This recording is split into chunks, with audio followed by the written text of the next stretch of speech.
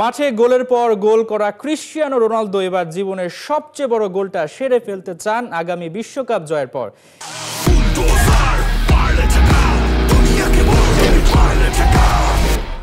দীর্ঘদিনের প্রেমিকা জর্জিনা রদ্রিগেজকে বিয়ে করার পরিকল্পনা করছেন এই পর্তুগিজ তারকা।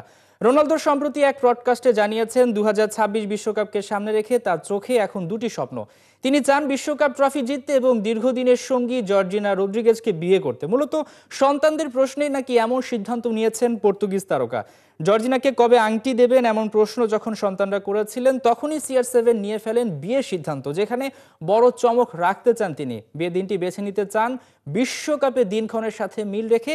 তাই 2026 বিশ্বকাপের পরে রোনালদো জর্জিনা জুটি বসতে চান বিয়ের পিঁড়িতে, বহুল প্রতীক্ষিত ওয়ার্ল্ড কাপ ট্রফি সঙ্গে নিয়ে।